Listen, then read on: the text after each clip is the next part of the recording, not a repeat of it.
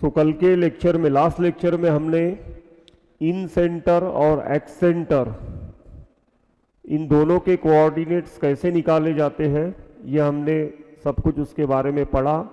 और क्या कहते हैं, एस्क्राइब्ड सर्कल्स जो होते हैं, एक ट्रायंगल के 3 एस्क्राइब्ड सर्कल्स होते हैं और 3 एक्स सेंटर्स होते हैं, इसके बारे में सब कुछ हमने कल देख लिया था।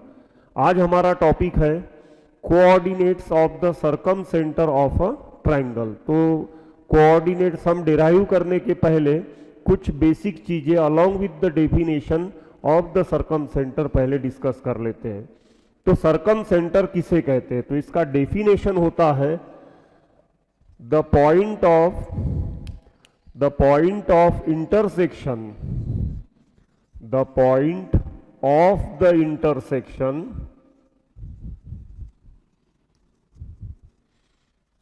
of the perpendicular bisectors of the sides of a triangle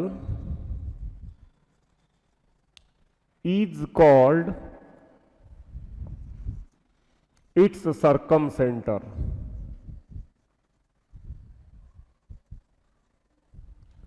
ठीक है, perpendicular, the point of intersection of the perpendicular bisectors of a triangle is called its circum centre. यहां ध्यान रहे, लोअर क्लासेस में आप एक चीज पढ़े होंगे कि 3 अगर नॉन कॉलिनियर पॉइंट्स गिवन है तो उसमें से एक ही सर्कल पास होता है। ठीक है ना, 3 नॉन कॉलिनियर पॉइंट्स में से ऑलवेज एक सर्कल पास होता है, यह आपने प्रूव किए होंगे। तो उसको प्रूव हमने कंस्ट्रक्शन बेसिस पे किए थे लोअर क्लासेस में। कैसे किए थे? सपोज ये वो 3 नॉन कॉलिनियर पॉइंट्स है, point A, point B and point C. हमने क्या किया था, ए बी को ज्वाइन करते थे हम, बाय कंस्ट्रक्शन समझा के बता रहा हूं, और फिर बी सी को ज्वाइन कर लेते थे। अब हम AC का परपेंडिकुलर बाइसेक्टर कंपास का यूज करके इस तरीके से निकाल लेते थे, और BC का बाइसेक्टर भी निकाल लेते थे, परपेंडिकुलर बाइसेक्टर। सपोज ये AB का है परपेंडिकुलर बाइसेक्टर, और वैसे ही परपेंडिकुलर बाइसेक्टर हम किसका निकाल लेते थे? BC का निकाल लेते थे, ऐसे कंपास का यूज करके। और फिर ये जो पॉइंट ऑफ इंटरसेक्शन मिलता था, ठीक है, इसे हम एज अ सेंटर कंसीडर करके इसके ऊपर हमारे कंपास का मेटल पॉइंट रखते थे और इसके ऊपर पेंसिल पॉइंट, और एक सर्कल जब हम बनाते थे तब उस सर्कल के ऊपर ये तीनों पॉइंट्स लाई करते थे। ठीक है ना। यहां ऐसा कंस्ट्रक्शन हम क्यों करते थे? ऐसा कंस्ट्रक्शन हम इसलिए करते थे कि एक थ्योरम था, कौन सा? perpendicular drawn from the origin to the chord bisects the chord। तो इसीलिए अगर मैं जब AB को ज्वाइन करके उसके ऊपर परपेंडिकुलर ड्रॉ करूं, परपेंडिकुलर बाइसेक्टर ड्रॉ करूं, अगर AB कॉर्ड है तो O क्या होना चाहिए फिर? वो तो अभी हमें पता नहीं है, तो वो पता करने के लिए हमने क्या किया, BC को भी ज्वाइन कर लिया और BC का भी परपेंडिकुलर बाइसेक्टर बना लिया। ये दोनों परपेंडिकुलर बाइसेक्टर्स कहाँ इंटरसेक्ट हो रहे हैं? जिस पॉइंट में इंटरसेक्ट हो रहे हैं उसका नामकरण कर दिया हमने O। अब उस थ्योरम से अगर देखें, कौन से थ्योरम से? कि perpendicular drawn from centre to the chord bisects the chord, perpendicular drawn from centre to the chord bisects the chord. माने AB और BC ये दोनों एक ही सर्कल के कॉर्ड होने चाहिए। तो इसीलिए जब O को सेंटर रख के हम A तक का डिस्टेंस ले, या B तक का डिस्टेंस ले, या C तक का डिस्टेंस ले, इतना रेडियस लेके अगर सर्कल बनाएंगे तो A, B और C में से तीनों में से पास होगा। ठीक है। और मैं अगर यहां पे अगर कोई ट्रायंगल कंप्लीट कर दूं, ट्रायंगल ABC, तो इस O पॉइंट को क्या कहा जाएगा फिर? वो पॉइंट को कहा जाएगा circum centre of that triangle. ठीक है, क्योंकि जो सर्कल O को सेंटर रखते हुए और O से लेके किसी भी वर्टेक्स के तक का डिस्टेंस लेके जो सर्कल बनाया जाता है वो सर्कल सर्कमस्क्राइब करेगा उस ट्रायंगल को, इसीलिए उसको क्या कहा जाता है, सर्कम सर्कल, और सेंटर को कहा जाता है सर्कम सेंटर। क्लियर हो गया डेफिनेशन सर्कम सेंटर का। अब यहां पे कुछ चीजें हम इसका प्रूफ देखने के पहले, सर्कम सेंटर के कोऑर्डिनेट्स देखने के पहले कुछ चीजें हम डिस्कस कर लेते हैं। So suppose this is a given triangle, circle बनाने की हमें जरूरत नहीं है। Suppose this is the given triangle, triangle A B C. हम परपेंडिकुलर बाइसेक्टर निकाल लेते हैं बीसी का, ठीक है। परपेंडिकुलर बाइसेक्टर निकाल लेते हैं एसी का, एसी का suppose this is perpendicular bisector of AC. Perpendicular bisector निकाल लेते हैं AB का, ठीक है। ये तीनों यहां इंटरसेक्ट हो रहे हैं, इसका नामकरण कर देते हैं O। अब यहां पे अगर मैं OC को ज्वाइन कर लूं, OB को ज्वाइन कर लूं और OA को ज्वाइन कर लूं, तो आप सर्कल चैप्टर में एक थ्योरम बेसिकली पढ़े होंगे। ये थोड़ा सा मैं इधर मिटा देता हूं, इसे भी इधर का मिटा देता हूं ताकि आप में कोई कंफ्यूजन ना हो, और इसे पॉइंट ले लेता हूं D, ये भी मिटा देते हैं, ठीक है। ये सब परपेंडिकुलर बाइसेक्टर है, अभी आप जानते ही हो इन्हें। क्लियर। अब सपोज A के अपोजिट साइड का लेंथ ले लिया आपने A, B के अपोजिट साइड का लेंथ ले लिया B, और C के अपोजिट साइड का लेंथ हमने ले लिया C। पहले एंगल्स के बारे में देखेंगे। आपने एक थ्योरम 9th-10th में पढ़े होंगे कि अगर ये कोई सर्कल है, इस सर्कल के ऊपर अगर कोई कॉर्ड है AB या आर्क है AB, यहां इस सर्कल का सेंटर अगर O है, तो angle AOB, angle inscribed by this arc या subtend by this arc at the centre, और इस सर्कल के रिमेनिंग पार्ट में कहीं भी कोई पॉइंट P है रिमेनिंग पार्ट के ऊपर, और ये एंगल बन रहा है एंगल APB। तो हमने एक रिलेशन बेसिक क्लासेस में या लोअर क्लासेस में पढ़े थे, angle AOB is equal to twice of angle APB, ठीक है ना। Angle subtend by an arc या chord at the centre of the circle is twice the angle subtended by the same arc और chord, ठीक है, at the remaining point, at the point on the remaining part of the circle. चाहे वो point कहीं पे भी रहे, यहां रहे, कहीं पे भी रहे, ठीक है। ये एंगल, ये वाला एंगल इस एंगल के क्या रहेगा, डबल रहेगा। मतलब ये एंगल अगर A है तो ये एंगल क्या रहेगा, ट्वाइस ऑफ A रहेगा, ठीक है। तो this angle must equals to twice of A। अब आगे बढ़ते हैं। इस ट्रायंगल में ये जो दो ट्रायंगल आपको दिख रहे हैं, triangle OBD and triangle OCD, इसमें OB is equal to OC रहेगा। क्यों? क्योंकि ये रेडियस है, सर्कम रेडियस। क्योंकि आप अगर सर्कल ड्रॉ करोगे तो उस सर्कल का रेडियस एक तो OA रहेगा या OB रहेगा या OC रहेगा। माने OA is equal to OB is equal to OC is equal to क्या हो जाएगा, R हो जाएगा, जिसे हम कैपिटल R से रिप्रेजेंट करते हैं, सर्कम रेडियस जिसे हम कहते हैं, ठीक है। अब इस ट्रायंगल में ये RHS रूल से या SAS रूल से दोनों ट्रायंगल क्या हो गए, कॉन्ग्रुएंट हो गए।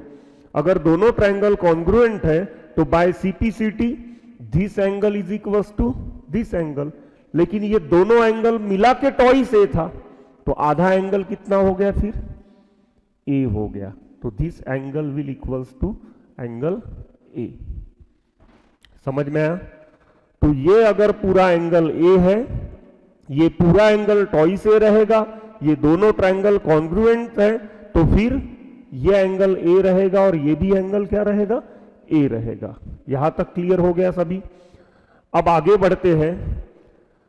हमने ड्रॉ किया था ओडी एज परपेंडिकुलर बाइसेक्टर। अब बीसी का लेंथ कंप्लीट लेंथ ए है, तो ये लेंथ हो जाएगा a/2 और ये भी लेंथ क्या हो जाएगा a/2। क्लियर। अब इस ट्रायंगल में, ट्रायंगल ओबीडी में, in triangle O B D, in triangle O B D अगर हम साइन ए कैलकुलेट करते हैं, sine A is equal to B D divided by O B. Opposite B D दिख रहा है और हाइपोटेनिस दिख रहा है ओ बी। ठीक है। अब बी डी का लेंथ हमारे पास में है A divided by 2, O B का लेंथ है capital R. Then R is equal to क्या हो गया a divided by 2 sine A. अब मैंने ये वाला ट्रायंगल लिया, ठीक है। ये वाला ट्रायंगल लेता तो भी एंगल ए ही आता। ये वाला ट्रायंगल लेता तो एंगल बी आता, उसके अपोजिट वाला। ये वाला लेता तो भी एंगल बी आता। ये वाला लेता तो उसके अपोजिट एंगल कौन सा है, सी है। ये वाला लेता तो भी एंगल सी आता। मतलब आर के मैं ये सारे वैल्यूज निकाल सकता हूं, a divided by 2 sine A, also b divided by 2 sine B, also c divided by 2 sine C. तो कैपिटल आर का मेरे इतने सारे वैल्यूज हो सकते हैं। क्लियर। अब आगे बढ़ते हैं। ये सब चीजें आपको बहुत ज्यादा इंपॉर्टेंस रखती है, स्पेशली जब आप ट्रिग्नोमेट्री में ट्रायंगल्स चैप्टर पढ़ते हो, ठीक है ना। उनमें सब इनके सभी के एप्लीकेशन बेस्ड क्वेश्चंस आपको मिलेंगे। अब इस ट्रायंगल का एरिया निकाल लेते हैं। तो इस ट्रायंगल का एरिया अगर मैं क्या कहते हैं साइन फॉर्मूला लगा के करूं, तो ये है angle A, sides including angle A कौन सी है, लेंथ साइज की है बी और सी। तो area of triangle A B C is equal to half A B into A C into sine A, ऐसे बनेगा। ठीक है ना। This side into this side into sine of angle A और उसको हाफ से मल्टीप्लाइड कर दिया। ये 11th स्टैंडर्ड में ये सब साइन कोसाइन रूल जब हम पढ़े थे तब एरिया ऑफ ट्रायंगल वगैरह सब उसमें हम ये सब स्टडी किए थे। Suppose this area of triangle is delta, then delta is equal to half A into B into sine A. ठीक है। यहां साइन ए का वैल्यू मैं यहां से कैलकुलेट किया हूं। ये देखो साइन ए का वैल्यू यहां पे है a/2 डिवाइडेड बाय आर। तो साइन ए का वैल्यू रख देता हूं।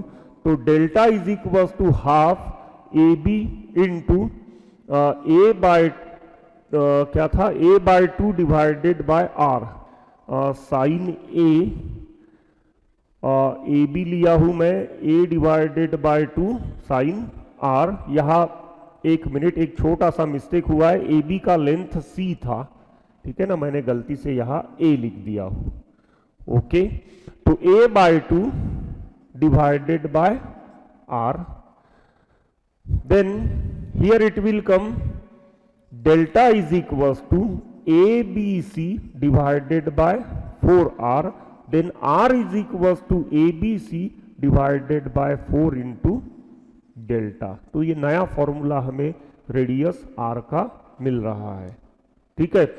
तो यहां पे क्या क्या चीजें समझ में आनी है आपको।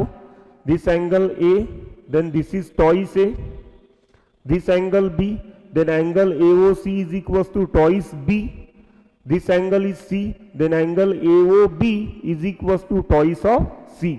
ठीक है। ये दोनों ट्रायंगल कॉन्ग्रुएंट होते हैं, तो ये एंगल इज इक्वल टू ये एंगल रहेगा। पूरा एंगल अगर टॉइस ए है तो हाफ बन जाएगा उसका AA, उसी तरीके से ये बन जाएगा BB और उसी तरीके से ये बन जाएगा CC। Clear. Next sign A का वैल्यू हमें यहां पे मिला a डिवाइडेड बाय टॉई से, साइन ए का नहीं क्या, आर का वैल्यू हमें मिला a divided by twice sine A. ये हमने इस ट्रायंगल पे निकाला, उस ट्रायंगल पे, उस ट्रायंगल पे, ऐसे अगर ट्रायंगल सम बदलते जाए तो b divided by 2 sine b भी मिल सकता है या c divided by 2 sine c भी मिल सकता है। तो r इज इक्वल्स टू, आपको साइन रूल याद है, a divided by sine A is equals to b divided by sine b is equals to c divided by sine c। Denominator को अगर आप 2 से मल्टीप्लाइड कर दोगे तो that will become the length of radius of the circum circle, ठीक है, माने वो सर्कम रेडियस बन जाएगा। तो ये सब बेसिक चीजें डिस्कस करने के बाद और एक छोटी सी चीज हमें डिस्कस करनी है जो हमारे प्रूफ के लिए, सर्कम सेंटर के कोऑर्डिनेट्स के प्रूफ के लिए हमें काम में आएगी। यहां अगर दो ट्रायंगल्स है इस तरीके से, मैं ये वाला ट्रायंगल बना रहा हूं, ए यहां ओ था पॉइंट, ओ बी सी, ठीक है। अगर हम BD डिवाइडेड बाय CD करना चाहते हैं, ये रेशो अगर निकालना चाहते हैं, तो ये रेशो किसके इक्वल होता है, area of triangle OBD divided by area of triangle ODC या OCD लिख लेते हैं, ठीक है ना। ये इजीली आप बना भी सकते हो। कैसे बना सकते हो, अगर मैं यहां थोड़ा सा ट्रायंगल एक काम करता हूं, यहां ये परपेंडिकुलर न बनाते हुए, ये पर्टिकुलर इसमें तो परपेंडिकुलर है, परपेंडिकुलर नहीं बनाते हुए मैं ऐसे बना लेता हूं, ठीक है ना, और फिर नया परपेंडिकुलर बना लेता हूं। ये सपोज है P और ये है Q, OQ इज परपेंडिकुलर। अब इस ट्रायंगल का जब आप एरिया निकालोगे तो क्या आएगा, area of triangle OBP half, base रहेगा इसका BP और हाइट रहेगा इसका OQ। हाइट क्या रहेगा इसका, OQ रहेगा। उधर वाला ट्रायंगल लेते हैं, area of triangle OCP is equals to half, base रहेगा इसका CP और हाइट क्या रहेगा, OQ ही रहेगा। तो बेस रहेगा CP और हाइट रहेगा OQ। दोनों एरिया को अगर मैं डिवाइड कर दूं तो ये half half, OQ OQ cancel, तो रेशो क्या मिल रहा है मुझे, BP डिवाइडेड बाय CP। समझ में आया ना। यहां ये किसी भी, कोई भी दो ट्रायंगल में अगर ऐसे है, वो एडजेसेंट है, तो ये प्रूफ हो जाता है। यहां तो ऑलवेज ये परपेंडिकुलर ही है, समझ में आया ना। तो इसका एरिया क्या आएगा, हाफ दिस इंटू OD, और इसका एरिया क्या आएगा, हाफ दिस इंटू OD। दोनों एरिया में अगर रेशो लगाना चाहोगे तो हाफ OD कैंसल होके क्या बचेगा, BD डिवाइडेड बाय CD। तो this way here we will get the ratio between this two BD and CD, ठीक है, क्योंकि इस रेशो का हमें काम है। हमें सरकम सेंटर के जब कोऑर्डिनेट्स निकालने के हैं तो सबसे पहले D के कोऑर्डिनेट्स निकालना पड़ेगा। A के कोऑर्डिनेट्स हम कंसीडर करेंगे x1 y1। अब फिर डिसाइड करेंगे कि O पॉइंट AD को कौन से रेशो में डिवाइड कर रहा है, ठीक है ना, और उसके बाद ही हम सेक्शन फॉर्मूला से क्या निकाल सकते हैं, O के कोऑर्डिनेट्स। क्लियर हो गया। यहां तक जो भी नोट करना है आपको पहले नोट कर लो। सो आप सर्कम सेंटर ऑफ ट्रायंगल के कोऑर्डिनेट्स निकालने के लिए फिर से एक ट्रायंगल लेते हैं।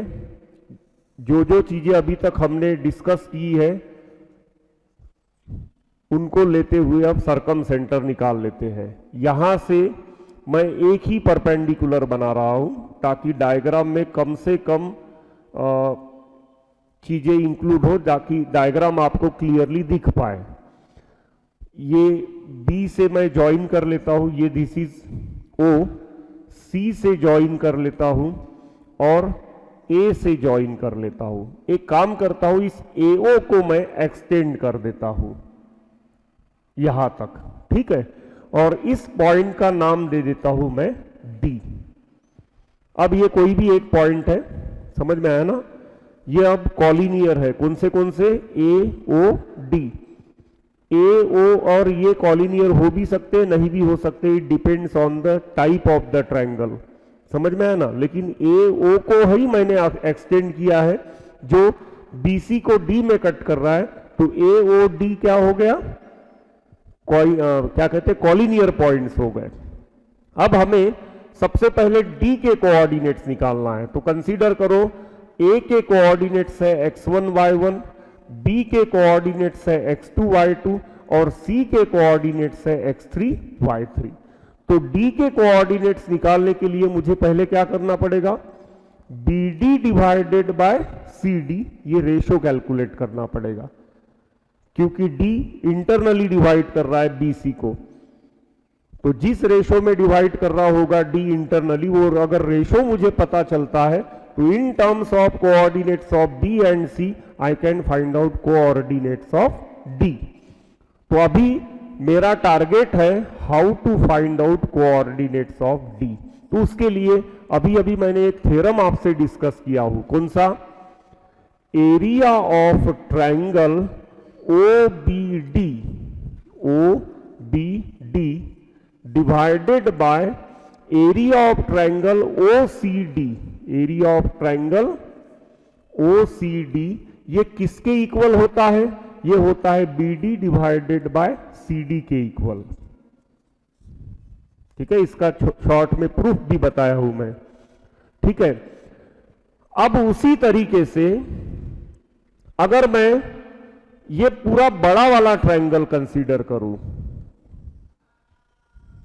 कौन सा ट्रायंगल, ट्रायंगल ABC, और जिसमें यहां है D, ठीक है, तो इस बड़े ट्रायंगल में क्या बनेगा, area of triangle ABD divided by area of triangle ACD is equal to क्या बनेगा, BD डिवाइडेड बाय CD, है ना। दो एडजेसेंट ट्रायंगल है तो उसमें ये हमने थ्योरम पढ़े हैं, ठीक है, क्योंकि अगर मैं यहां से कोई परपेंडिकुलर निकालूंगा तो इस ट्रायंगल का एरिया क्या होगा, हाफ दिस इंटू दिस, और इस ट्रायंगल का एरिया क्या होगा, हाफ दिस इंटू दिस, दोनों को डिवाइड करूंगा तो half and this will cancel, तो क्या बचेगा, BD डिवाइडेड बाय CD ही बचेगा। तो ये बड़े ट्रायंगल्स जब लूंगा मैं, तब उनका भी रेशो क्या रहेगा, एरिया का ratio BD divided by CD जितना ही रहेगा। माने मैं इसके आगे और क्या लिख सकता हूं, एरिया ऑफ ट्रायंगल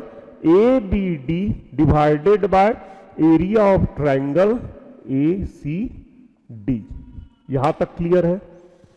अब रेशो का एक प्रॉपर्टी यहां यूज करते हैं हम, कौन सा property, BD divided by CD is equal to, इन दोनों को आप न्यूमरेटर को प्लस भी कर सकते हो या माइनस भी कर सकते हो। कौन सी प्रॉपर्टी पढ़े थे हम, A divided by B is equal to C divided by D is equal to E divided by F अगर होगा तो A divided by B is equal to C plus E divided by D plus F होता है, या फिर A divided by B is equal to C minus E divided by D minus F भी लिख सकते हो, या फिर A divided by B is equal to E minus C divided by F minus D भी लिख सकते हो, चाहे इसमें से वो सब्ट्रैक्ट करो या इसमें से।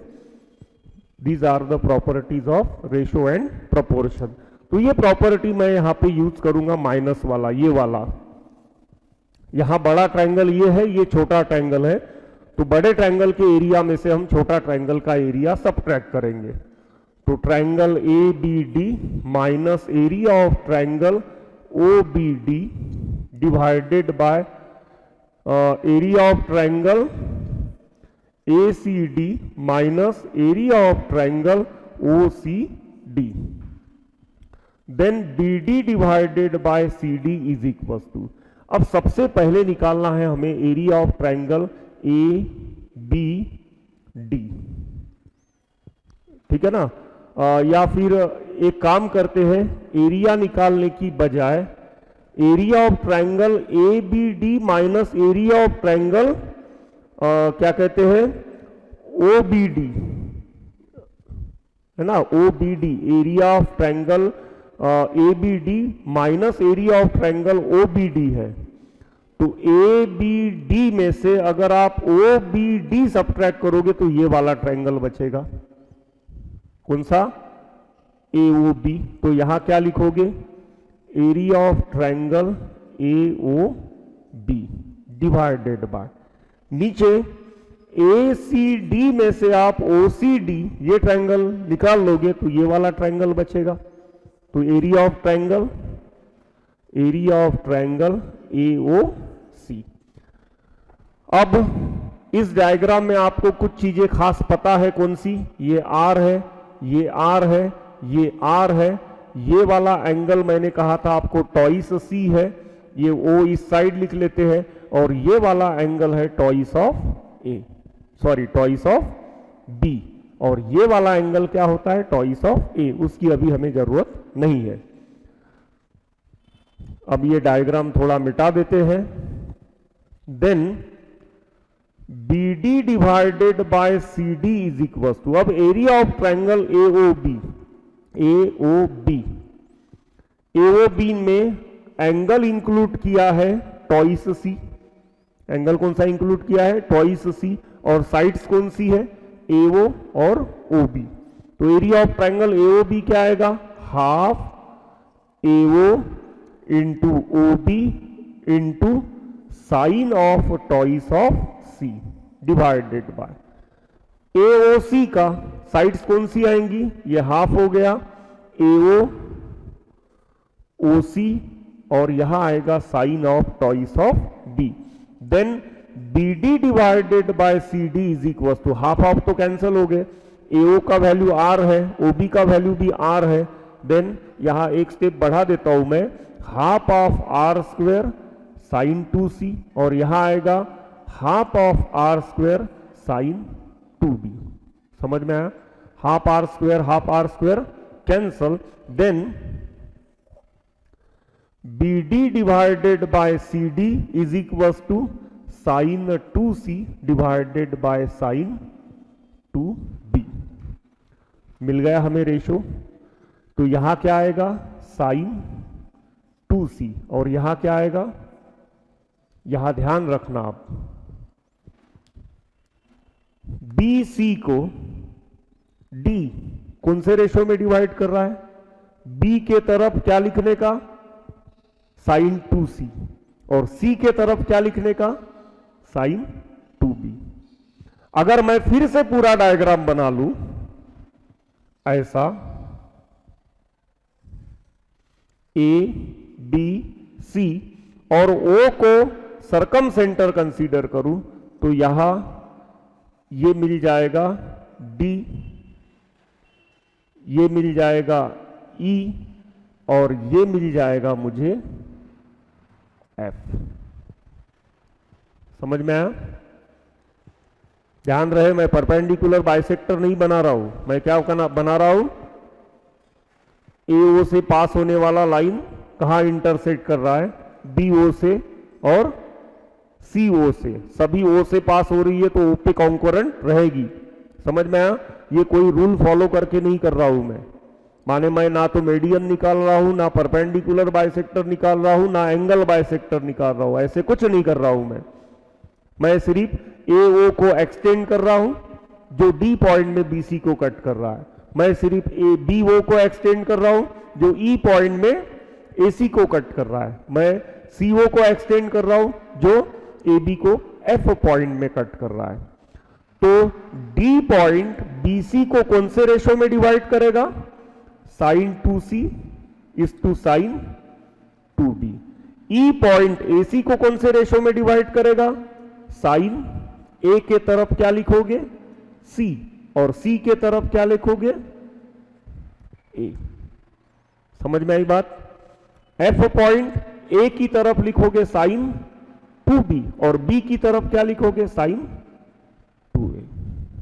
समझ में आई बात, आपने यहां किसी एक पॉइंट के लिए जो चीज बनाई आप ऐसे तीनों पॉइंट्स के लिए वही चीज यूज कर सकते हो। सिर्फ ध्यान रहे ए बी अगर बी सी अगर है तो बी के तरफ साइन 2c और सी के तरफ साइन 2b। ए सी अगर है तो ए के तरफ साइन 2c, बी के तरफ सी के तरफ साइन 2a। ऐसे आपको बराबर इसके क्या कहते हैं, इसका प्रोटोकॉल फॉलो करना है। समझ में आई बात? आगे बढ़ते हैं। चलो रेशो तो हमें मिल गया, अब हमें निकालने हैं डी के कोऑर्डिनेट्स। तो चलो बच्चों, ये पूरा डायग्राम कंसीडर करने की बजाय मैं क्या करता हूं, इतना ही डायग्राम ले लेता हूं। This was point D, sine ये था बी सी, तो ये था साइन 2c और ये था साइन 2b। बी के कोऑर्डिनेट्स, इसे थोड़ा ऊपर लिख लेते हैं हम। हाँ, बी के कोऑर्डिनेट्स थे x2 y2 और सी के कोऑर्डिनेट्स थे x3 y3। ठीक है, तो अब यूज करेंगे section formula for internal division. तो section formula for internal division जब हम करेंगे तो d इज इक्विवेलेंट टू क्या होगा, साइन 2c इंटू x3। तो x3 sine 2c plus sine 2b into x2। तो x2 sine 2b divided by sine 2b plus sine 2c।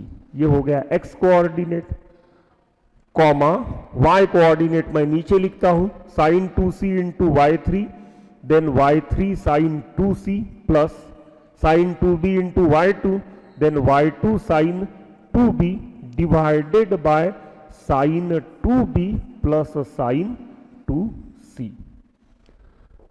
तो चलो हमें d के कोऑर्डिनेट्स मिल गए, माने ये जो हमारा क्वेश्चन मार्क था इसका आंसर अभी हमारे पास में है।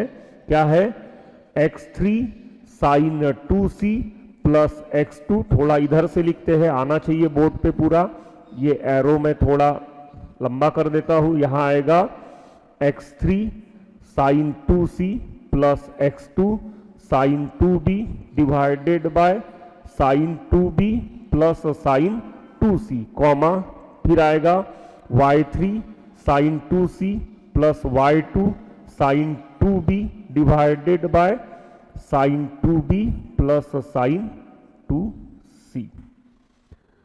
इस तरीके से हमें d के कोऑर्डिनेट्स मिल गए। अब हमें क्या करना है, अब हमें करना है O के कोऑर्डिनेट्स निकालना है। ठीक है, तो O के कोऑर्डिनेट्स निकालने के लिए सबसे पहले निकालना पड़ेगा हमें AO is to OD।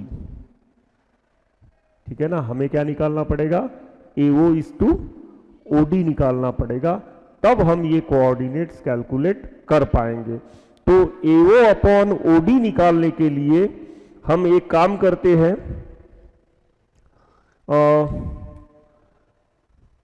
AOC और COD ये वाला एक ट्रायंगल ले सकते हैं, और दूसरा AOB और DOB ये दूसरा ट्रायंगल ले सकते हैं।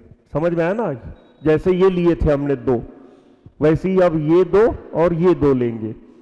ठीक है, और उनमें हम रिलेशन लगाएंगे। तो देखते हैं, मैं डायग्राम इधर और सिंपल डायग्राम बना लेता हूं। ये डायग्राम ऐसे बना लिया हमने, यहां कहीं पे पॉइंट O था, ये एक ऐसे था, दिस इज ऐसे, और ये ऐसे, यहां पॉइंट है O, A, D, B, C। पहले हम ये वाले दो ट्रायंगल लेते हैं। ठीक है, ये वाले दो ट्रायंगल लेंगे तो हम AO upon OD, AO upon OD, जब भी जो थ्योरम पढ़े थे उसको अप्लाई करेंगे। Area of triangle AOB divided by area of triangle AOB हो गया BOD। ओके, अब मैं AO अपॉन OD के लिए ये दोनों ट्रायंगल्स भी ले सकता हूं। वो दोनों ट्रायंगल लिए तो क्या होगा, area of triangle AOC divided by area of triangle COD। समझ में आई बात? वही थ्योरम यूज किया हूं मैं। अब फिर से रेशो एंड प्रोपोर्शन का प्रॉपर्टी यूज करते हैं। जब भी हमने सब्ट्रैक्ट किया था, अब क्या करेंगे, हम ऐड करेंगे। तो ऐड करते हैं, तो AO upon OD is equal to area of triangle AOB plus area of triangle AOC divided by area of triangle BOD plus area of triangle COD। Then AO divided by OD is equal to, अब देखते हैं AOB, ये R है, ये भी R है, और ये एंगल है टॉइस ऑफ C। तो AOB का एरिया क्या होना चाहिए, AOB का एरिया होना चाहिए half R square sine twice C। This into half, angle included कौन सा है, twice of C, plus area of triangle AOC। अब ये R है, ये R है, ये O मैं थोड़ी देर के लिए यहां लिख लेता हूं। ये एंगल क्या है, टॉइस ऑफ B है। तो इस ट्रायंगल का एरिया क्या आना चाहिए, half R square sine twice of B। Clear हो गया यहां तक? इस ट्रायंगल का एरिया निकाल लेते हैं, BOD। अब ये यहां ध्यान रखना, BOD में BOD और COD को ऐड ही कर लेते हैं हम। BOD और COD को क्या कर लेते हैं हम, ऐड करके पूरा एक ट्रायंगल बना लेते हैं, area of triangle BOC। That is equal to half R square common निकाल लो, sine 2C plus sine 2B divided by area of triangle BOC। फिर से क्या बनेगा, R इंटू हाफ, और ये एंगल क्या है, ये एंगल है टॉइस ऑफ A। तो यहां बनेगा half R square sine twice of A। Half R square cancel. तो AO अपॉन OD हमें क्या मिल रहा है, sine 2B plus sine 2C divided by sine 2A। समझ में आई बात? माने O पॉइंट जो है AD को इस रेशो में डिवाइड कर रहा है। क्लियर? अब निकालने हैं हमें O के कोऑर्डिनेट। तो D के हम ऑलरेडी ऑब्टेन कर चुके, अब थोड़ा और सिंपल डायग्राम बना लेते हैं। तो सिंपल डायग्राम बनाने के लिए मैं अब 3 ही पॉइंट लूंगा। एक है A जिसके कोऑर्डिनेट्स है x1, y1। एक है O जिसके कोऑर्डिनेट्स हमें निकालने हैं, कंसीडर करते हैं x, y। और एक है पॉइंट D जिसके कोऑर्डिनेट्स हम ऑलरेडी निकाल चुके हैं, क्या, x3 साइन 2C प्लस, थोड़ा लेफ्ट से लिखना पड़ेगा या नीचे लिख लेते हैं, इसके कोऑर्डिनेट्स क्या थे, x3 sine 2C plus x2 sine 2B divided by sine 2B plus sine 2C, comma y coordinate क्या था, y3 sine 2C plus y2 sine 2B divided by sine 2B plus sine 2C। Ratio निकाल चुके हैं हम, AO upon OD। AO upon OD क्या ratio है, sine 2B plus sine 2C। तो यहां लिख लेंगे हम sign 2B plus sine 2C और डिवाइडेड बाय साइन 2A। तो ये क्या रहेगा, साइन 2A रहेगा। इस रेशो में इंटरनली डिवाइड कर रहा है। अब निकालते हैं कोऑर्डिनेट्स। ठीक है, तो section formula for internal division जब हम लगाएंगे तब यहां पे O इज इक्विवेलेंट टू क्या बनेगा, दिस इंटू दिस माने sine 2b plus sine 2c into x3 sine 2c plus x2 sine 2b divided by sine 2b plus sine 2c। ये होगा इसका x coordinate, this into this. ठीक है, x coordinate अभी पूरा नहीं हुआ है, समझ में आई ना बात। दिस इंटू दिस, अब दिस इंटू दिस भी करना पड़ेगा, ठीक है, plus plus sine 2a into x1 that is x1 sine 2a whole divided by, इसको डिवीजन में कौन आएगा, इसके डिवीजन में आएगा इन दोनों का सम, तो sine 2b plus sine 2c plus sine 2a। इस तरीके से अब क्या बनेगा, सिर्फ x कोऑर्डिनेट। समझ में आई बात। This into this plus this into this divided by this plus this. Simply section formula for internal division में यहां अप्लाई किया हूं। यहां दे देते हैं कॉमा। अब निकाल लेते हैं इसका y कोऑर्डिनेट। तो y कोऑर्डिनेट क्या बनेगा, sine 2b plus sine 2c into y3 sine 2c plus y2 sine 2b divided by sine 2b plus sine 2c plus, ये यहां कंप्लीट करना पड़ेगा, plus sine 2a into y1 that is y1 sine 2a whole divided by क्या आएगा, इन दोनों का sum, तो sine 2b plus sine 2c plus sine 2a। इस तरीके से O के कोऑर्डिनेट बन रहे हैं। अब sine 2b plus sine 2c, sine 2b plus sine 2c cancelled, यहां से भी ये दोनों क्या हो गए, कैंसल हो गए। अब डेकोरेशन कर लेते हैं इनका। क्या बचा, x1 sine 2a, x1 sine 2a plus x2 sine 2b plus x3 sine 2c divided by sine 2a plus sine 2b plus sine 2c। थोड़ा स्पेस नहीं है बच्चों, मैं थोड़ा ऊपर लिख लेता हूं इसे, ठीक है, वहां आएगा नहीं उतने स्पेस में। मैं इस स्टेप को सिंप्लीफाइड फॉर्म में ऊपर लिख लेता हूं। ये diagram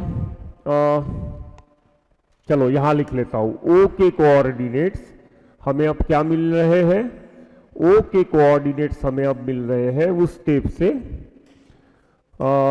x1 sine 2a plus x2 sine 2b plus x3 sine 2c divided by sine 2a plus sine 2b plus sine 2c। ये मिला मुझे x कोऑर्डिनेट। और y कोऑर्डिनेट क्या मिल रहा है, y1 sine 2a plus y2 sine 2b plus y3 sine 2c divided by sine 2a plus sine 2b plus sine 2c। समझ रहे हो बात को। तो इस तरीके से हमने सरकम सेंटर के कोऑर्डिनेट्स निकाल रहे हैं, बिल्कुल बेसिक चीज़ों को यूज करके जो आप 9th और 10th स्टैंडर्ड में ज्योमेट्री में या ट्रायंगल्स में पढ़े हो या सर्कल्स में पढ़े हो, ठीक है। उन्हीं चीज़ों को यूज करके along with making use of sine cosine, sine formula में जहां हम एरिया ऑफ ट्रायंगल पढ़े थे, उस छोटे से कॉन्सेप्ट का यूज करके हम क्या किए हैं, सरकम सेंटर के कोऑर्डिनेट्स ऑब्टेन किए। क्लियर हो गया सभी, लिख लो। तरीके से कोऑर्डिनेट्स तो हमें मिल गए सरकम सेंटर के। अब इन कोऑर्डिनेट्स को हम थोड़ा और स्टडी करके और एक जैसे हमने साइन की टर्म्स में कोऑर्डिनेट्स बनाए, उसी तरीके से हम कॉस की टर्म्स में भी सरकम सेंटर के कोऑर्डिनेट्स बना सकते हैं। तो उसके लिए मुझे सिर्फ हेल्प लेना पड़ेगा साइन रूल की। ठीक है, तो कोऑर्डिनेट्स हमने क्या बनाए थे, coordinates of the circum centre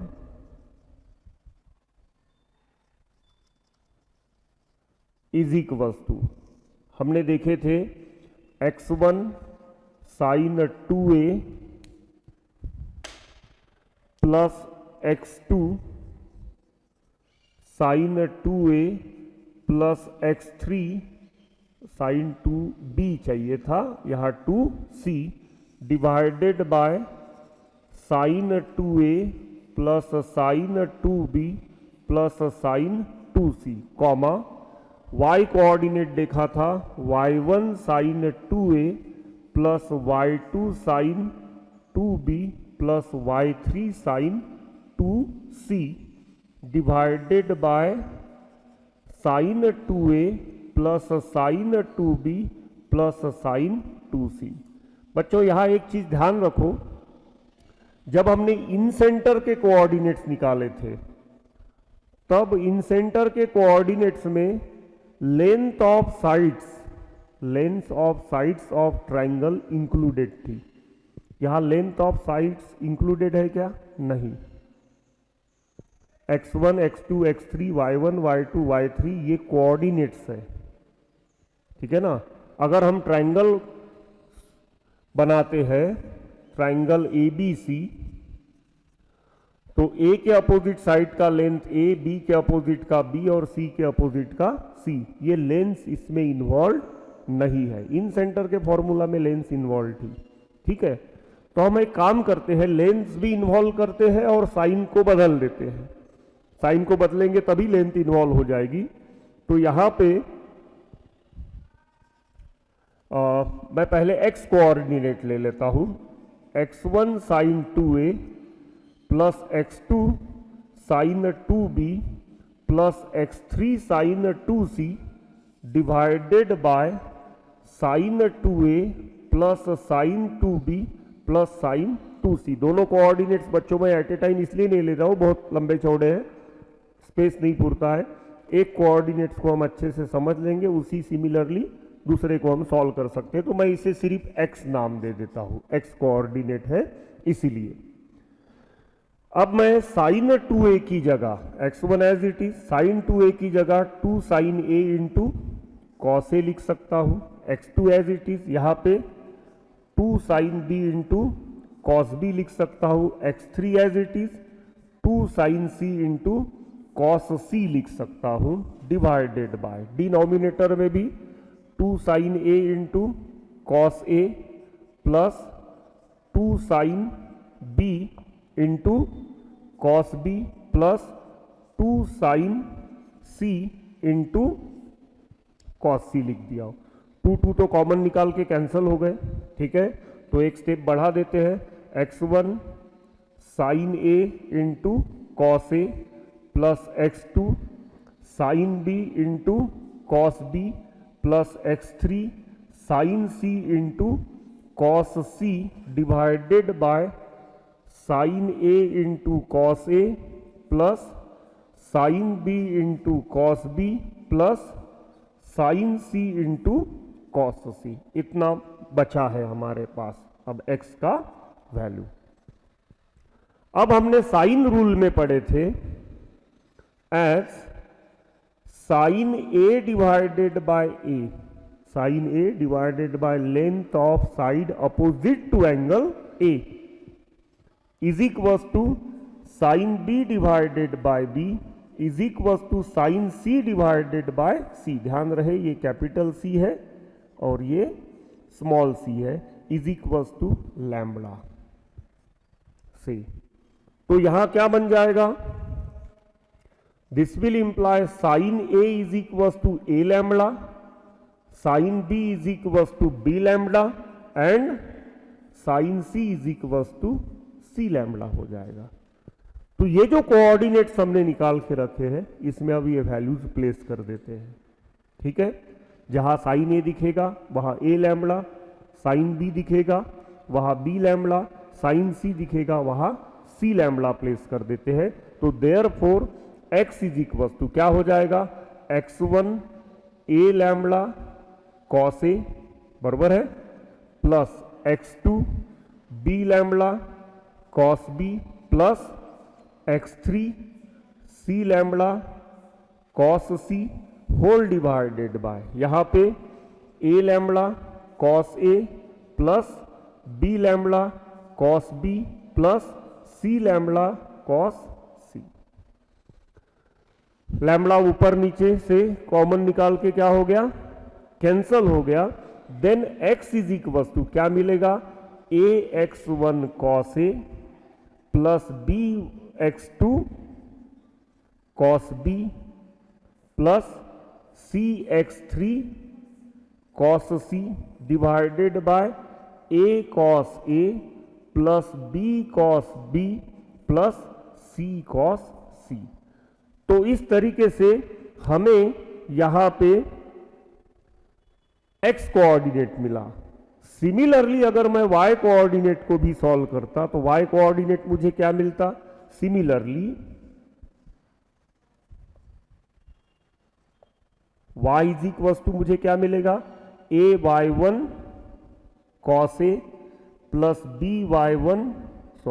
y2 चाहिए था cos b plus cy3 cos c whole divided by a cos a plus b cos b plus c cos c। समझ में आया? इस टाइप के कोऑर्डिनेट्स में, ठीक है ना, सर्कम सेंटर के इस टाइप के कोऑर्डिनेट्स में साइड्स का लेंथ यूज हुआ है। समझ में आया ना, यहाँ क्या यूज हुआ है, साइड्स का लेंथ। और साइन 2a का जो फॉर्मूला है उसमें सिर्फ कोऑर्डिनेट्स और एंगल यूज हुए हैं, कोऑर्डिनेट्स, एंगल और साइन रेशो। इसमें कोऑर्डिनेट्स, लेंथ ऑफ साइड्स और एंगल्स, और रेशो कौन था, कॉस। समझ में आई बात? तो इस तरीके से भी आप सर्कम सेंटर के कोऑर्डिनेट्स निकाल सकते हो। माने सर्कम सेंटर के कोऑर्डिनेट्स का दूसरा फॉर्मूला हमारे पास में अब क्या बनते हुए दिख रहा है, दूसरा फॉर्मूला हमारे पास में बन गया क्या, O अगर सर्कम सेंटर है,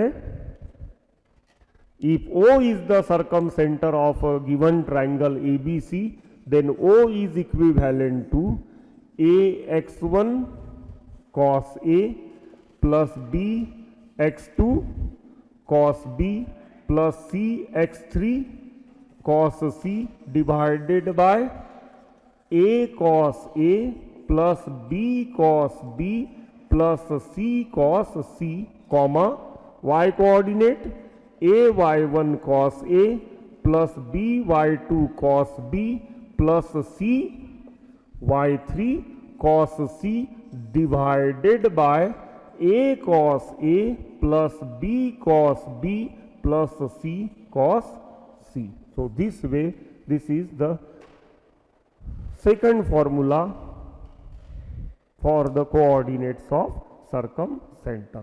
Clear हो गया? Write it.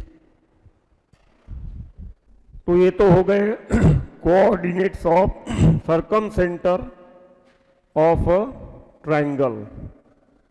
अब इसमें ट्रायंगल के जो अलग अलग टाइप्स होते हैं उसके हिसाब से सर्कम सेंटर का लोकेशन क्या होना चाहिए वो भी हम डिस्कस कर लेते हैं। क्योंकि हमने जब इन सेंटर पढ़े थे, सेंट्रॉइड पढ़े थे, ठीक है ना, इन सेंटर और सेंट्रॉइड जब पढ़े थे हमने, तो centroid of a triangle always lie inside the triangle, in centre of the triangle always lie inside the triangle. लेकिन सर्कम सेंटर जो होता है उसमें बच्चे ऐसे अज्यूम करते हैं कि सर्कम सेंटर भी ऑलवेज इनसाइड द ट्रायंगल होना चाहिए, क्योंकि सर्कम सर्कल बना रहे हैं उससे, तो ट्रायंगल के अंदर ही होना चाहिए वो सेंटर, ऐसे बच्चों का अजम्पशन होता है। तो ये रॉन्ग है, ठीक है। तो अलग अलग टाइप के ट्रायंगल के लिए हम सर्कम सेंटर का लोकेशन पहले डिस्कस कर लेते। तो सबसे पहले लेता हूं मैं ऑब्ट्यूस एंगल्ड ट्रायंगल। केस 1 में पहले ऑब्ट्यूस लेने की बजाय बच्चों पहले एक्यूट ले लेते हैं। एक्यूट एंगल्ड ट्रायंगल लिया हूं, तो कोई ये मैं एक एक्यूट एंगल्ड ट्रायंगल बनाया, ठीक है, perpendicular bisector of this side, perpendicular bisector of this side, ठीक है, और perpendicular bisector of this side. ये तीनों परपेंडिकुलर बाइसेक्टर्स जो है वो मीट कर रहे हैं इनसाइड द ट्रायंगल, ठीक है।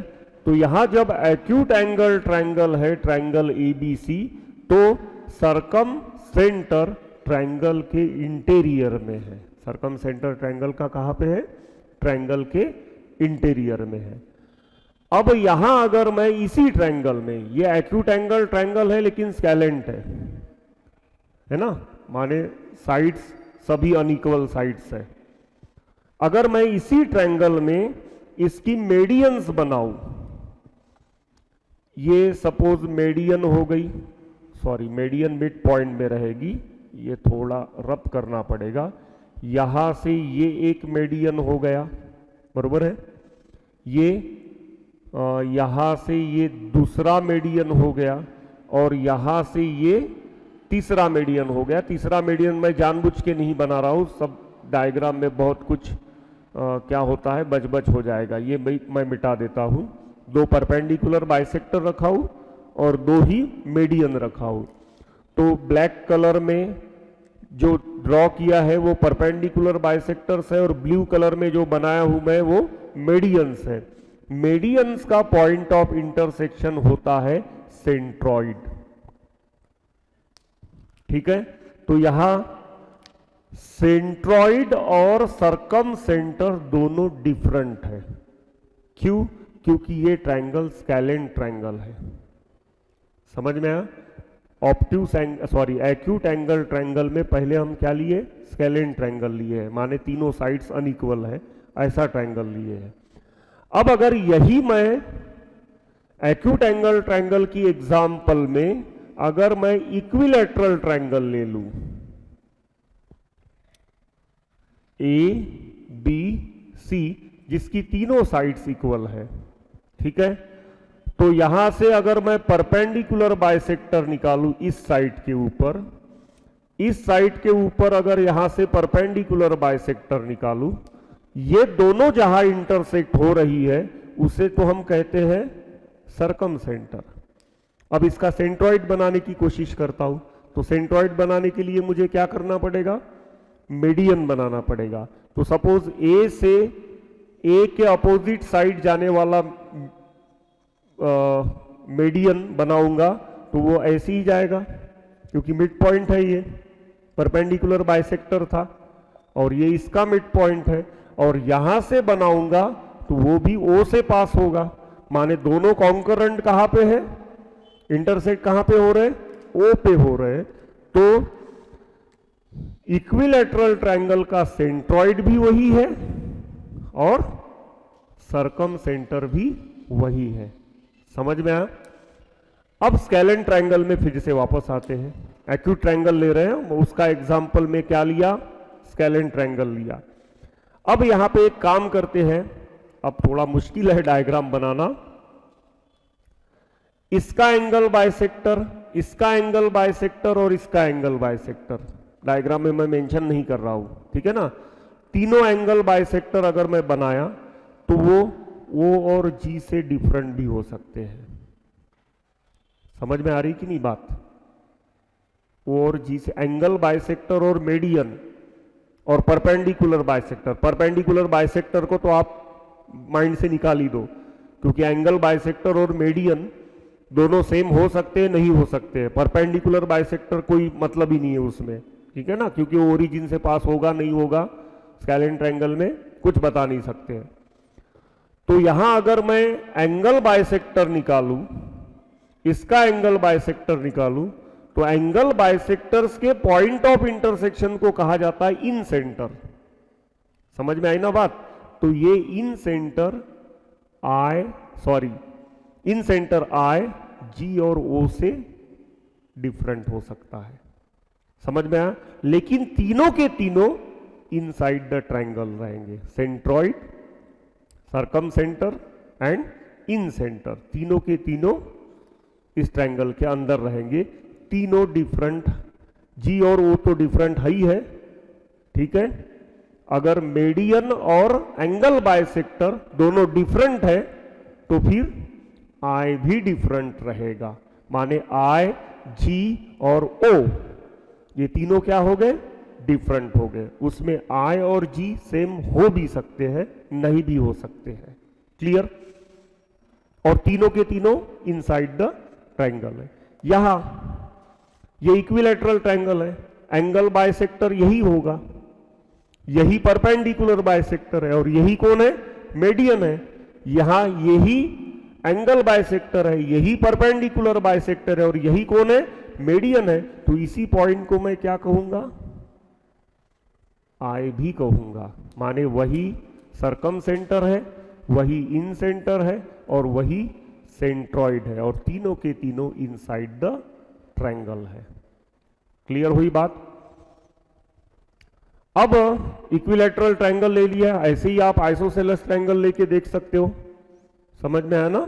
ऐसे ही आप क्या लेके देख सकते हो, एक्यूट एंगल ट्रायंगल के एग्जांपल में आइसोसेलेस ट्रायंगल लेके भी देख सकते हो। अब लेते हैं ऑब्ट्यूस एंगल्ड ट्रायंगल। केस 2 में हमने कंसीडर किया ऑब्ट्यूस एंगल्ड ट्रायंगल। तो चलो एक ऑब्ट्यूस एंगल ट्रायंगल बना लेते हैं। सपोज मैंने कोई ट्रायंगल ऐसे बना लिया जिसमें दो एंगल एक्यूट है और एक क्या है? ऑब्ट्यूस है। ठीक है, पहले तो मुझे सरकम सेंटर डिस्कस करना है, तो उसके लिए इसका परपेंडिकुलर बाइसेक्टर मैंने बना लिया। मिड पॉइंट सपोज ये रहेगा, तो यहां से एक परपेंडिकुलर बाइसेक्टर इसका बना लिया। ओके, इसका परपेंडिकुलर बाइसेक्टर बना लिया ये इस लाइन का, तो इसका मिड पॉइंट कहीं यहां दिखेगा। इसका परपेंडिकुलर बाइसेक्टर कुछ ऐसे होगा, दोनों इधर कहीं पे इंटरसेक्ट हो रहे हैं, यहां पे ये रहेगा O।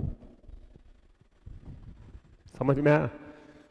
माने सरकम सेंटर ट्रायंगल के एक्सटीरियर में भी हो सकता है, और कब है? डेफिनेटली जब वो ट्रायंगल ऑब्ट्यूस एंगल्ड ट्रायंगल है।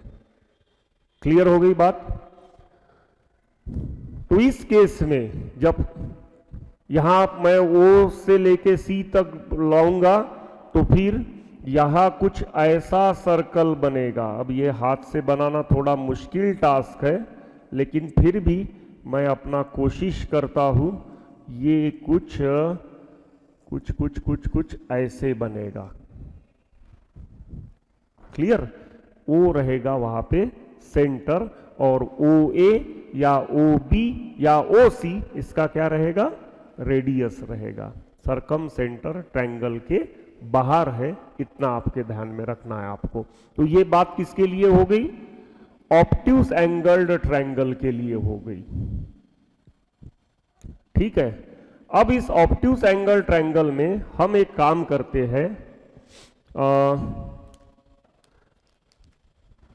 यहां से एक मीडियन निकालते हैं, यहां तक जाएगा, और यहां से एक मीडियन निकालते हैं, यहां तक जाएगा। ये हो गया centroid G। Centroid G inside the triangle है। ठीक है, एंगल बाइसेक्टर निकालते हैं। तो सपोज अब एंगल बाइसेक्टर निकालना फिर से इसी ट्रायंगल में मुश्किल है, तो एंगल बाइसेक्टर न निकालते हुए ऐसे ही डिस्कस कर लेते हैं। मैं अगर इस एंगल का बाइसेक्टर निकालूंगा और इस एंगल का बाइसेक्टर निकालूंगा, दोनों जहां मीट करेंगे वो हो गया इन सेंटर। समझ में आया? तो इन सेंटर जो है वो G से अलग भी हो सकता है। समझ में आया? तो इन सेंटर G से अलग है, लेकिन इन सेंटर और सेंट्रॉइड दोनों ट्रायंगल के इंटीरियर में है। एक्सटीरियर में कौन है? सरकम सेंटर। ठीक है।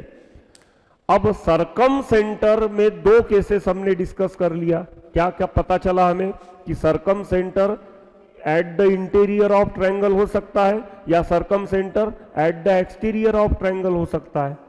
चलो एक केस और देखते हैं, क्या सर्कल और लेते हैं। सपोज मैंने ले लिया एक राइट एंगल्ड ट्रायंगल, तीसरी केस नंबर 3,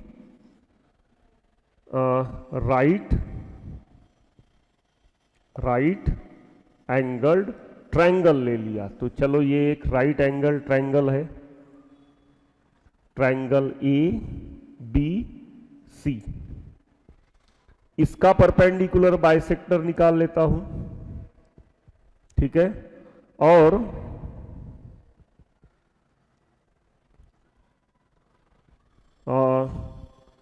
क्या कहते हैं, इसका परपेंडिकुलर बाइसेक्टर निकाल लिया और BC का परपेंडिकुलर बाइसेक्टर निकाल लिया। यहां इसका भी परपेंडिकुलर बाइसेक्टर निकाल लेते हैं, ठीक है। ये हाथ से बना है इसलिए ये बड़ा और ये छोटा दिख रहा है। अगर आप ज्योमेट्रिकली बराबर बनाओगे तो ये मिड पॉइंट रहेगा हाइपोटेनियस का, ये वाला मिड पॉइंट रहेगा इस बेस का। दोनों कहाँ इंटरसेक्ट हो रहे हैं, हाइपोटेनियस पे इंटरसेक्ट हो रहे हैं। यहां रहेगा O, ये वाला पॉइंट है O।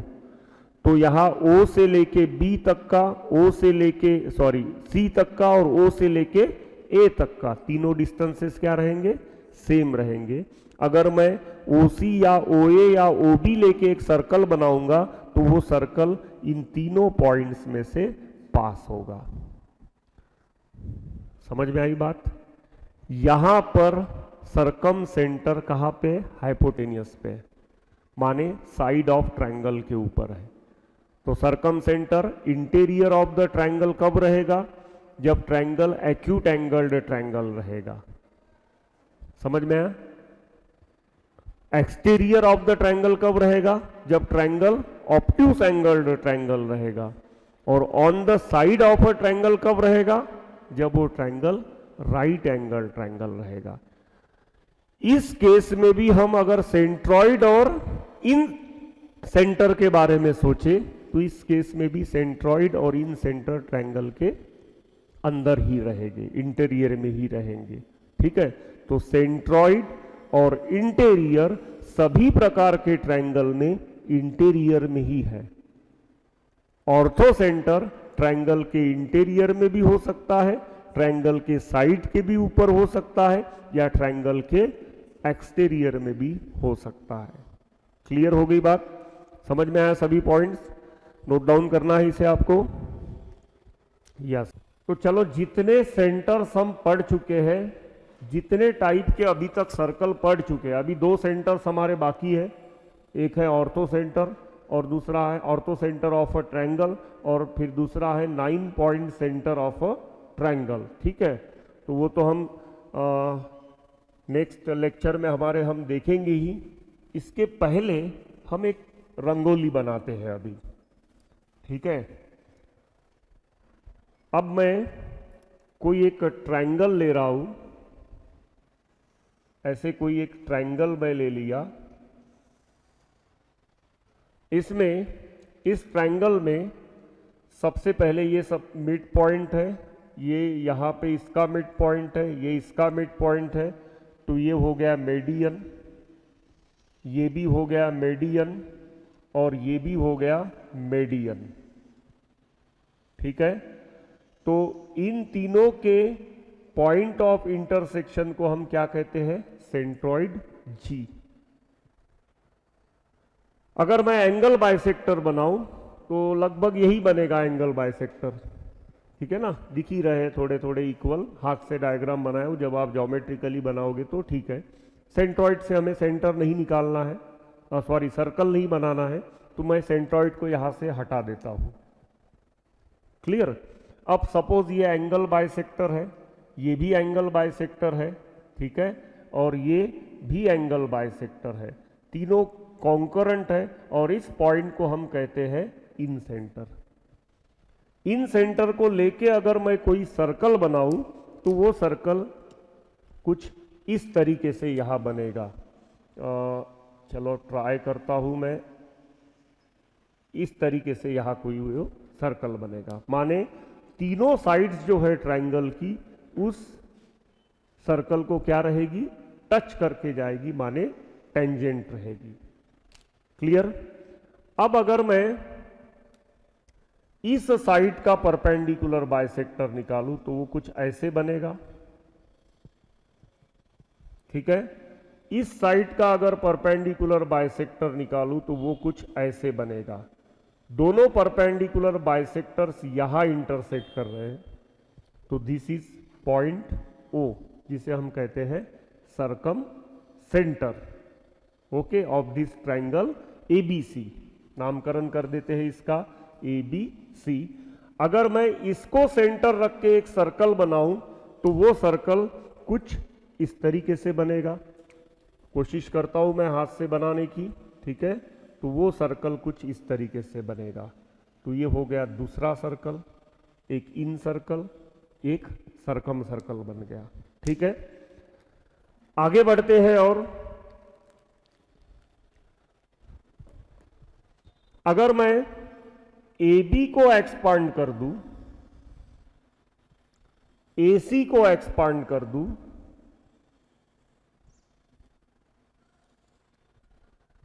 इस एंगल बाइसेक्टर को अगर मैं एक्सपांड कर दूं, यहां से एक इस एक्सटीरियर एंगल का अगर मैं बाइसेक्टर बना दूं, यहां से इस एंगल का मैं अगर एक बाइसेक्टर बना दूं, तो यहां ये जो पॉइंट ऑफ इंटरसेक्शन मिल रहा है ये होगा I1, जिसे कहते हैं x centre of the triangle. क्या कहते हैं? एक्स। EX ये वर्ड क्यों लगाया गया है, ये दो लेटर्स क्यों लगाए गए? एक्सटीरियर में होता है। ठीक है ना। ये सेंटर ऑलवेज कहाँ होता है? एक्सटीरियर में होता है, इसीलिए एक्स सेंटर। यहां से अगर इसको सेंटर रख के अगर मैं कोई सर्कल बनाऊं तो वो सर्कल कुछ ऐसा बनेगा। ये भी ट्रायंगल के, अब हाथ से बनाया हुआ इसलिए ऐसे बन गया है वो। ठीक है। आप ज्योमेट्रिकली घर को बनाना, तो ये सर्कल भी तीनों साइड को टच कर रहा है ट्रायंगल के, लेकिन एक एक्चुअल साइड को टच कर रहा है, एक क्या कहते हैं, ये सर्कल ट्रायंगल के एक ही एक्चुअल साइड को टच कर रहा है और बाकी दोनों एक्सपांडेड साइड को एक्सपांडेड साइड्स को टच कर रहा है। ये एक सर्कल बन गया। अगर मैं इसे इधर एक्सपांड कर दूं और इसे इधर एक्सपांड कर दूं, और इस एंगल बाइसेक्टर को, कौन था एंगल बाइसेक्टर? ये था। इस एंगल बाइसेक्टर को यहां से एक एंगल बाइसेक्टर निकाल लूं, इस एंगल को यहां से, यहां से एक एंगल बाइसेक्टर निकाल लूं, तो ये होगा I2। यहां एक सर्कल बनाऊंगा तो वो ऐसे कुछ बनेगा। उसी तरीके से इसको एक्सपांड कर दूं, इसको एक्सपांड कर दूं, इस एंगल बाइसेक्टर को एक्सपांड कर दूं, यहां से एक एंगल बाइसेक्टर निकाल लूं, यहां से एक एंगल बाइसेक्टर निकाल लूं, तो ये बनेगा I3। और यहां से एक अगर सर्कल बनाऊं तो ये सर्कल कुछ ऐसे बनेगा। ठीक है। अभी हमारे पास में सेंट्रॉइड, इन सेंटर, सर्कम सेंटर और 3 एक्स सेंटर। ठीक है ना। सेंट्रॉइड, इन सेंटर, सर्कम सेंटर, ये 3 हो गए और 3 एक्स सेंटर्स हो गए। माने टोटल अभी हमारे पास में 6 पॉइंट्स है। कितने पॉइंट्स है अभी हमारे पास में? 6 पॉइंट्स है। उसमें से सेंट्रॉइड को अगर हटा दिया जाए तो 5 सेंटर्स है, जिसमें से हमने 5 सर्कल बना लिए हैं। ये 3 जो सर्कल बनाए हैं, ठीक है, ये एक्स सेंटर से बने हैं। इनको कहते हैं एस्क्राइब्ड सर्कल्स। इन्हें क्या कहते हैं? Ascribed circle. तो 3 एस्क्राइब्ड सर्कल होते हैं एक ट्रायंगल में, एक इन सर्कल होता है, 4 हो गए, और एक सर्कम सर्कल होता है, ऐसे 5 हो गए। अब हम 2 पॉइंट्स और पढ़ने वाले हैं। एक ऑर्थो सेंटर पढ़ने वाले हैं, उसका भी नाम सेंटर बोला गया है। ठीक है, तो वो किस टाइप का सर्कल रिप्रेजेंट करता है या किस टाइप के सर्कल के ऊपर लाए करता है या नहीं लाए करता है, ये सब हम स्टडी करेंगे। और आखिरी में आता है 9 पॉइंट सेंटर, माने इस ट्रायंगल में हमें और भी सर्कल्स इंट्रोड्यूस करना है। आपसे मैं एक रिक्वेस्ट करूंगा कि ये पूरे सेंटर्स और पूरे सर्कल्स समझने के बाद में एक बार कंपास लेके घर को बैठो, एक शीट लो अच्छे से और उस शीट पे एक ट्रायंगल बना के पूरे के पूरे सर्कल्स आप बना लो और पूरे के पूरे सेंटर्स डिफरेंट आए ऐसे ट्रायंगल बनाओ। माने आपको बनाना पड़ेगा scalant acute triangle, acute scalant triangle बनाना पड़ेगा, ठीक है ना। तो ऐसा ट्रायंगल अगर बनाओगे और ज्योमेट्रिकली सभी पॉइंट्स अगर आप लोकेट करोगे सभी सेंटर्स और उस सभी सेंटर्स को लेते हुए अगर सभी प्रकार के सर्कल्स बनाओगे तो आपका वो रंगोली पूरा हो जाएगा और आप पूरे पॉइंट्स के साथ में पूरे पॉइंट्स को, पूरे सेंटर्स को ऑब्जर्व करते हुए उनके बीच में का रिलेशन समझ पाओगे और बहुत कुछ चीज़ें उस अकेले रंगोली में आपको समझ में आएगी। तो वो आप अपने स्टडी टेबल जहाँ पे भी है वहाँ चिपका के रख सकते हो और जब भी ऑब्जर्व करोगे वो सभी पॉइंट्स आपके माइंड से बार बार रिकॉल होते जाएंगे, तब इसके न्यूमेरिकल्स में इसकी जो स्टैंडर्ड प्रॉपर्टीज़ है ये आपको अप्लाई करने में बिल्कुल भी दिक्कत नहीं जाएगी, ठीक है ना। तो आज के लिए इतना ठीक है। ये डायग्राम पहले इतना ट्राई कर लेना, जब 9 पॉइंट सेंटर आप पढ़ोगे और ऑर्थो सेंटर पढ़ोगे तो डायग्राम पूरा हो जाएगा हमारा और तब फिर इसे हम पहले तो इतना अच्छे से कर लो, फिर वो डायग्राम जब आएगा तब ये तो पहले से समझा हुआ है आपको, बाद में वो भी आपको ठीक से समझ में आएगा। और जब आप घर के लिए डायग्राम बनाओगे शीट में तो थोड़ा एनलार्ज बनाओ, बड़ा बनाओ और सभी पॉइंट्स जो सेंटर्स निकाले हो आप अलग अलग कलर की पेन से उन सेंटर्स के आप कोऑर्डिनेट लिख सकते हो। अलग अलग कलर की पेन से अगर आप सर्कल बनाओगे तो उन सर्कल्स के नाम लिख सकते हो, ठीक है। एंगल्स के बीच में क्या रिलेशन होता है वो सब रिलेशंस भी आप उसी अकेली डायग्राम में मेंशन करके रख सकते हो। क्लियर हो गया? ठीक है फिर।